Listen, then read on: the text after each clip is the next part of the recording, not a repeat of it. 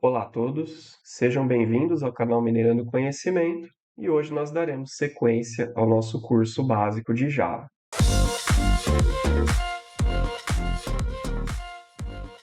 Pessoal, na última aula nós vimos sobre o conceito de constantes em Java, fizemos um exemplo e hoje nós daremos continuidade com a classe Scanner, pessoal. Hoje a gente vai ver essa classe que é apropriada para estarmos fazendo a entrada de dados no Java. Então a gente vai fazer a criação de um novo projeto. Vou chamar o meu projeto de entrada, que nós estaremos trabalhando com a entrada de dados.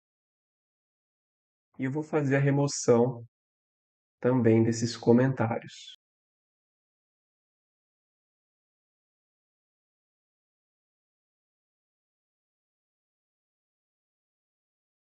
Scanner é a classe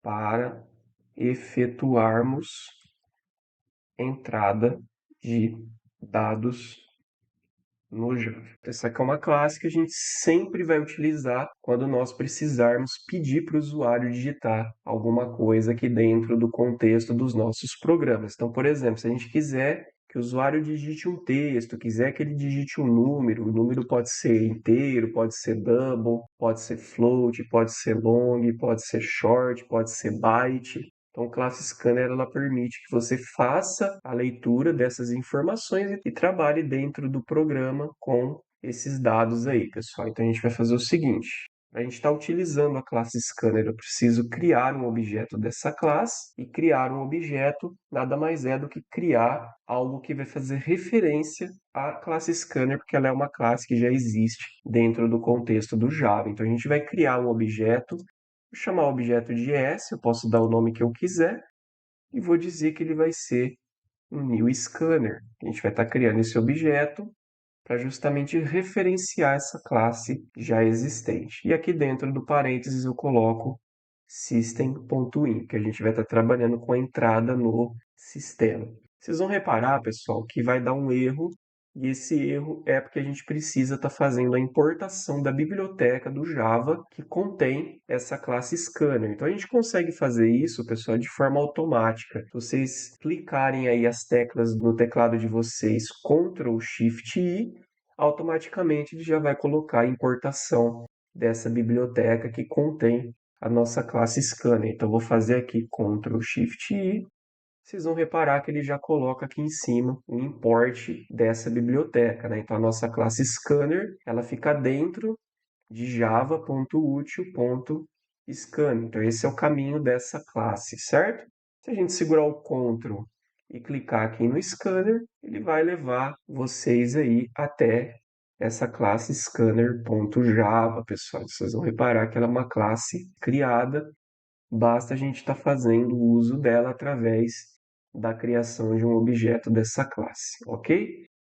Feito isso, pessoal, a gente vai fazer o seguinte. Como eu falei para vocês, a gente tem como fazer a leitura, né, de vários tipos de dados. A gente viu lá nos tipos primitivos que nós temos o tipo int, nós temos tipo boolean, temos tipo short, byte, long. Então temos vários tipos de dados. Então o scanner permite que a gente faça essas leituras. Eu não vou estar fazendo aqui a leitura de todos os tipos, tá, pessoal? Vou estar fazendo leitura aqui de 4 tipos de dados para a gente poder estar exemplificando para vocês o uso dessa classe scanner. Então a gente vai começar fazendo a leitura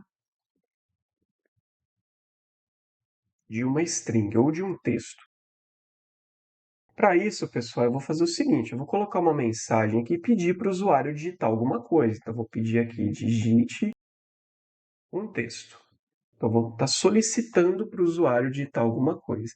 Embaixo, pessoal, eu preciso fazer o seguinte: eu preciso criar uma variável do tipo string, vou chamar aqui de texto, por exemplo, que vai estar recebendo o nosso objeto da classe scanner, nosso objeto é o S, é através desse objeto que a gente consegue estar fazendo a entrada de dados. Então, vou colocar aqui s.nextLine. Sempre que a gente for ler dados do tipo string, a gente vai estar usando o método nextLine, certo? Feito isso aqui, pessoal, ele vai pedir para o usuário, né, digitar alguma coisa. E a gente pode mostrar na tela essa informação que foi digitada pelo usuário. A gente pode colocar aqui uma mensagem o texto é, e aqui a gente coloca a variável texto, certo? Então aqui a gente pede para o usuário digitar o texto, em seguida a gente vai estar fazendo a leitura desse texto que o usuário digitou através do método nextLine, sendo chamado pelo nosso objeto da classe scanner, que é o S, e tudo isso vai estar sendo armazenado nessa entrada de dado do usuário, vai estar sendo armazenado nessa variável string texto, que é um tipo de dado textual, cadeia de caracteres. E aqui a gente está fazendo, nessa última linha, nós estamos fazendo a leitura, né, e mostrando na tela o texto que o usuário digitou. Então a gente pode aqui salvar, a gente vai executar aqui o nosso programa. Repare, pessoal, ele está pedindo aqui digite um texto. Eu vou digitar, por exemplo, aprendendo Java. E se eu clicar no Enter, ele mostra aqui para nós, pessoal, o texto é aprendendo Java. Então funcionou corretamente a nossa entrada de dados aí, pessoal. Agora a gente pode também pedir para ele digitar um número. Então a gente vai fazer a leitura de um valor inteiro. Que a gente faz o mesmo processo, galera. Digite um valor inteiro. Pede para o usuário digitar primeiramente. Na sequência, a gente vai criar uma variável do tipo int, que eu vou chamar de valor, que vai estar recebendo o nosso s, que é o objeto da classe scanner, ponto, nextInt. Sempre que a gente quiser que o usuário digite um valor inteiro, a gente usa o objeto da classe scanner, ponto, o método nextInt. E aí esse valor digitado pelo usuário vai ser armazenado nessa variável int valor. Na sequência, a gente pode mostrar esse valor também. Então, vou colocar o valor é, e aqui eu concateno com o valor. Certo? A gente vai aqui salvar, vamos executar, e vai pedir para a gente digitar o texto novamente. Vou digitar teste. Ele coloca aqui que o texto é teste. Na sequência, ele vai pedir um valor inteiro, então vou colocar o valor 100. E ele mostra que o valor é 100. E aí a gente pode também pedir, pessoal, para ele digitar um valor double, né? Um valor do tipo real. Então a gente vai fazer agora a leitura de um valor real ou decimal, né? A gente faz o mesmo processo, o pessoal pede para o usuário digitar primeiro, digite um valor real. Na sequência, a gente vai criar aqui, por exemplo, uma variável do tipo double, e eu vou chamar de num, que é de número, que vai receber o meu objeto da classe scanner, que é o s.nextDouble. Então, sempre que a gente quiser ler um dado do tipo real, a gente pode usar o float, né, nextFloat, ou o nextDouble. E aí esse valor que o usuário digitar vai ser armazenado nessa variável double num, e aí a gente pode estar mostrando também esse resultado, um número real. É, e concateno com num.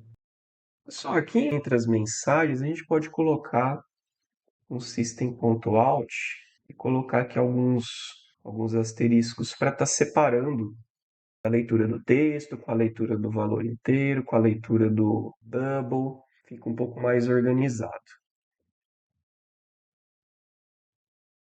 Por fim, galera, eu já vou fazer aqui direto, depois a gente já testa e faz todos. A gente vai fazer a leitura de um valor booleano. Então, vou colocar leitura de um valor booleano. Lembrando, pessoal, recordando vocês que valores booleanos são valores que são verdadeiro ou falso, tá? True ou false. Então, a gente vai fazer o seguinte, vamos pedir para o usuário digitar, digite o valor booleano. Na sequência, a gente vai estar lendo esse valor, então vou criar uma variável do tipo boolean, chamar de res aqui de resultado, que vai estar recebendo o nosso s, que é o objeto da classe scanner, ponto, next boolean. Então, sempre que a gente quiser ler dados do tipo booleano, a gente vai estar utilizando o next boolean. E esse valor digitado pelo usuário vai ser guardado, armazenado nessa variável boolean res. E por fim, a gente pode estar fazendo a exibição também desse boolean. Valor booleano é, e aqui eu mostro o resto, certo? Agora a gente vai fazer o teste.